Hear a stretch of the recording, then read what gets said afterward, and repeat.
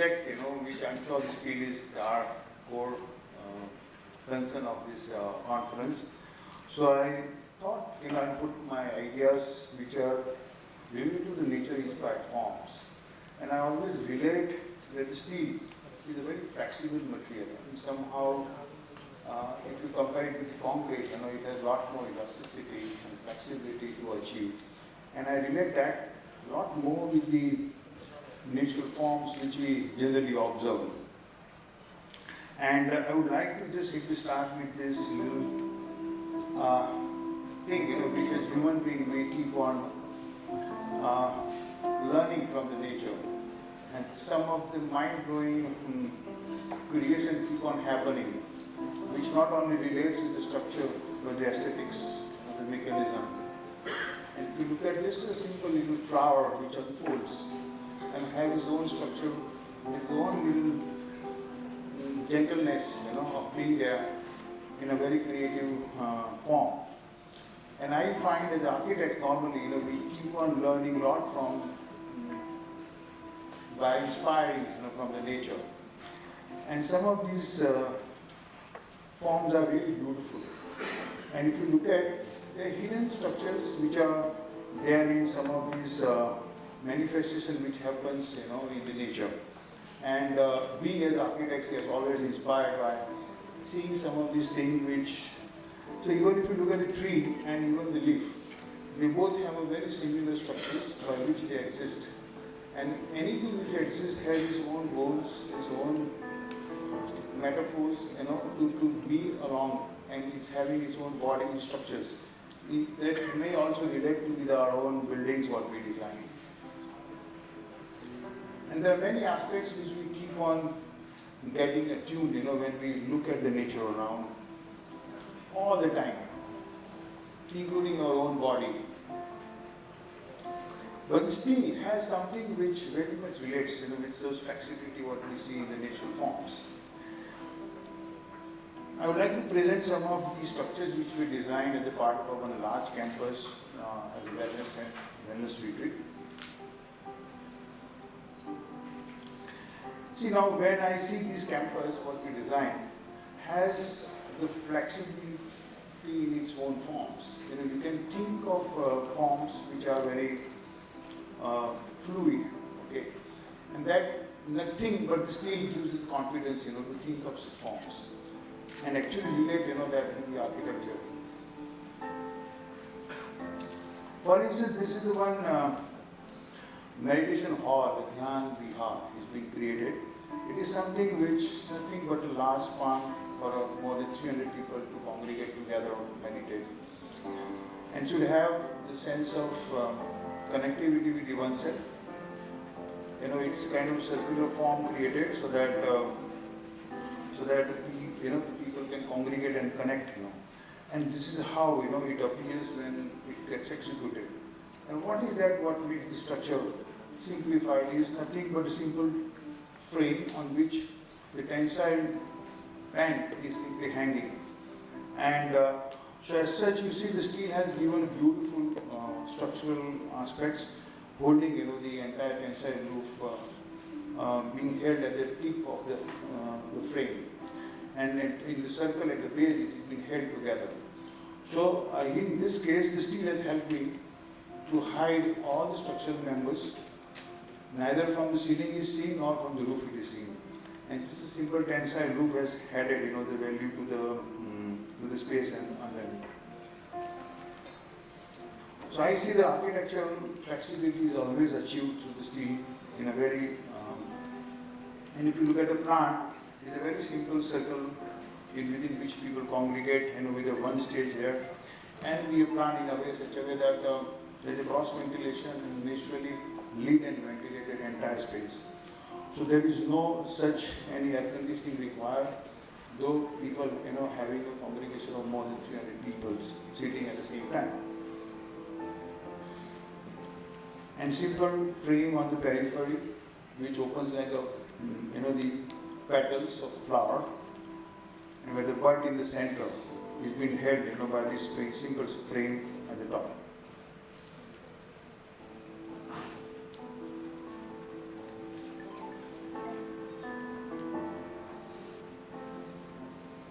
look at some of the details, which helps to see that how the structure is held. So there is one simple circular ring capped on the floor, which holds the roof on the top and extended, petals on the periphery, which creates a Pradakshina path and connects with the nature and the garden around. And this is how it appears, in its form with the other such as.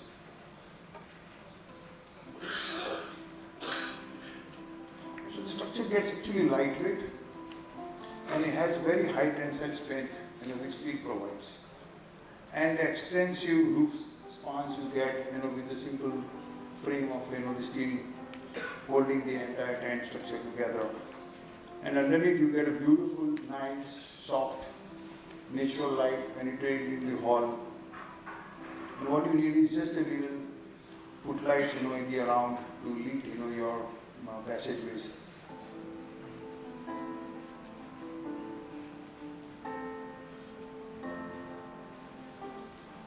And the nature has beauty because when you hold tensile structure together, the curve what you get is a very gravitational force basically holds, the graceful curve of the roof, which allows water to drain out, but at the same time provides very diffuse light, within the hall, and having a height of 20 meters, inside.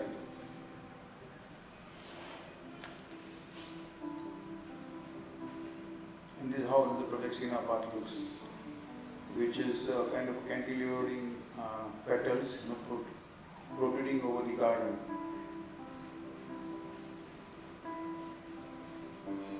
And then the geometry of the structure also can extend into the landscape. So what happens is the grace continues not only within the structure, but it also starts getting extended even into the garden.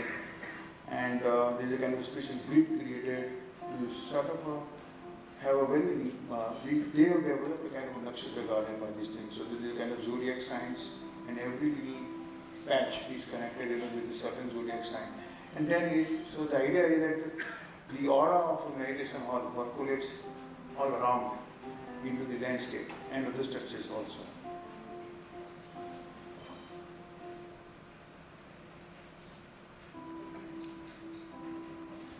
And the beauty of the steel structure, as you all see, they give large spans.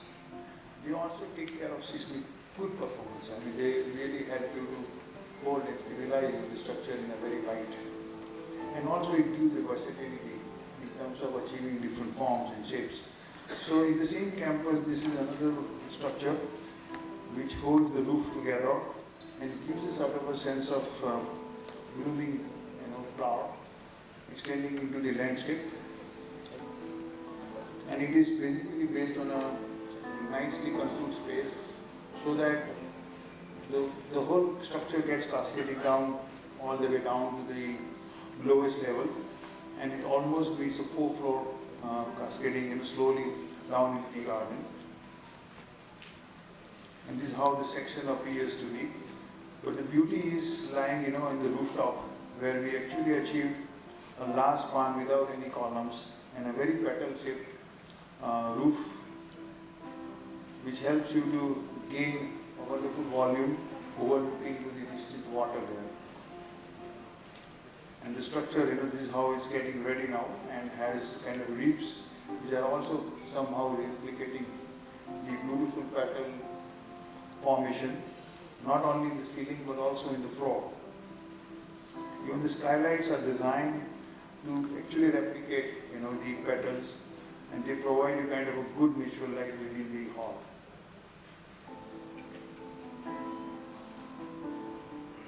This is the lowermost section of the entire structure.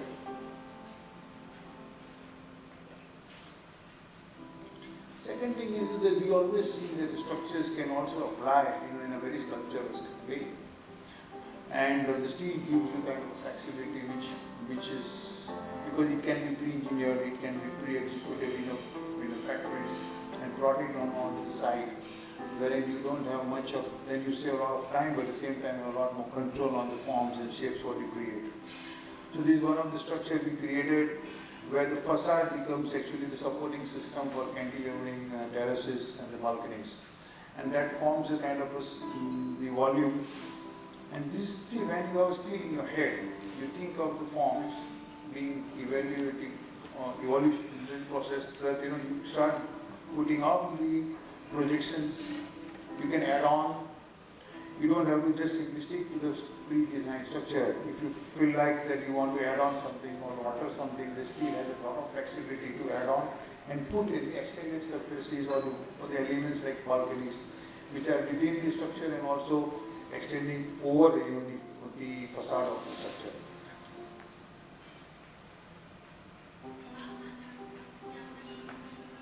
And then you also see the kind of the very interesting process which goes on during the construction. So the steel has that kind of flexibility which you can pre-engineer and also think, and also can help to mold your forms and shapes which with a minimum weight added over the building. And you see here the brackets are seen, so they were added later on to actually extend out some of the balconies, which become the breakout spaces into the corporate offices.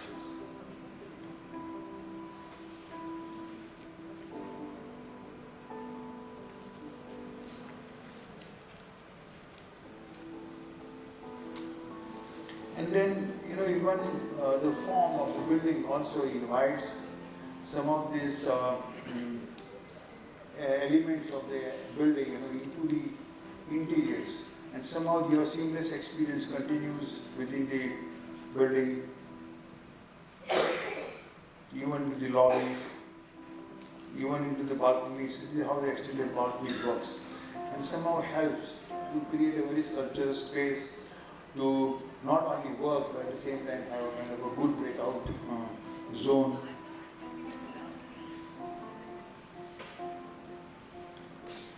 This is another project which we are involved in which, this is a typical high-rise apartment building. But how steel has helped us to create a bridge between, to put a bridge between the two buildings and create a kind of a skywalk on the top. So what is that? This normal concrete structure, but it's been added, with the skywalk on the top. So it gives a kind of a sense of bridge. It becomes a kind of a club facility at the top of a terrace, where you overlook, the entire city from there, and you can still have a well good facility for some of the common activities which society requires, to celebrate. And you see at the top, what you get a view is something which is mind-blowing. But what has happened is, I've seen how the structure is coming up, and it overlooks, to the entire city, where you look down and you have a kind of a feeling experience to enjoy the city, which normally we miss out, And when you provide such bridges at the top, it helps. And see, because it's a lightweight, we could afford to put it, and this span of 30 meters. It's something which becomes a kind of almost a long playground within the frame. Of course, it's under construction, but it's going to get finished. It will avail a kind of a space for children to go, to jog in the morning, yoga, and all that is going to plan to be happening over there.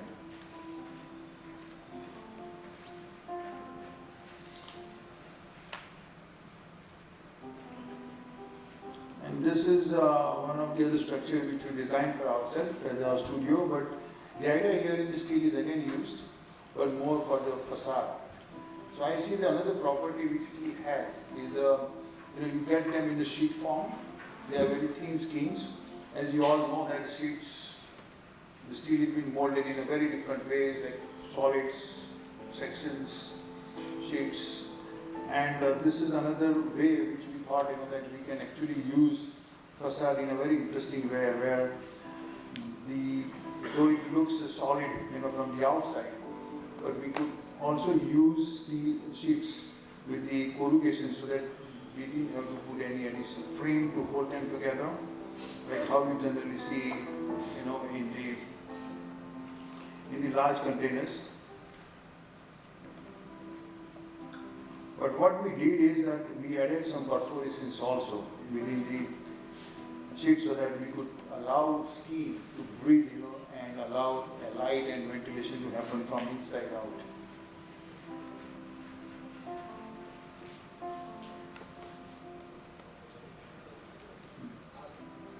The whole idea was to create a kind of zero energy consumed. So the whole structure is designed in a way that it doesn't require air conditioners. Whatever the electricity is being used for the lighting and computers being generated through the solar powers. And it has a section created in a way that there is a cross ventilation happening in all the rooms, and we attain a lot of light right from the top and through the atrium and from the sides to the perforated seats.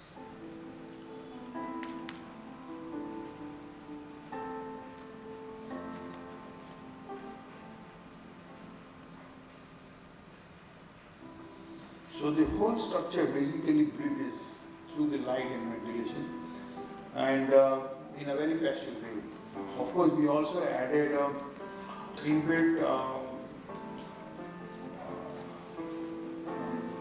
evaporative cooling system, so that the coolers are put at the top, and through the simple gravity of air, the cool air comes down and it gets tapped into all the rooms and allows to create a positive pressure, pushing the air out into the ambient air outside. So what happens is each room is very well ventilated and lit. But this breathing scheme, which you can see from inside how it appears, helps to let the building breathe without having any insects coming inside. But also, its second thing is it also filters the glare. So there is a glare-free light inside the studio.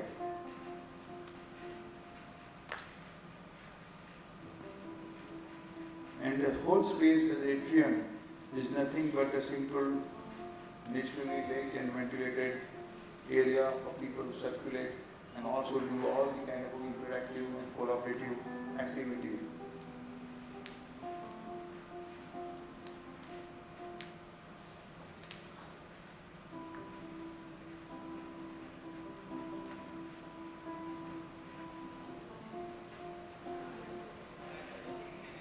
And from outside you see this corrugated sheet, they look almost solid, but they're a lot more transparent.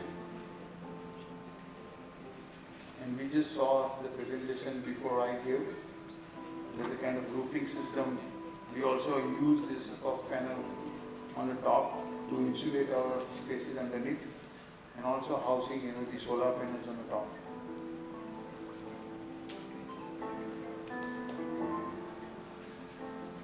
So I think this is all, and I hope that can give me insight on how architecture gets inspired from the nature, but at the same time has a lot more to think about the material to select, or we think of the material while thinking of a design. And I like the steel as a material because it is kind of adds a lot of value to our designs, gives us a lot more flexibility. Not that it doesn't, every material has its own strengths, pros and cons, but if it's nicely used and understood, probably each one of them has their own capacity to contributing to our design. And I must finally thank all the engineers sitting here, because I tell you, without you all, our design doesn't get executed, okay? Not even designed. And I really like to shake hands with the good engineers, who really think from the design, coming from, the architects. And architects, shaking hands with the engineers to see that we coincide, the design ideas and come about something which is very interesting. Thank you very much.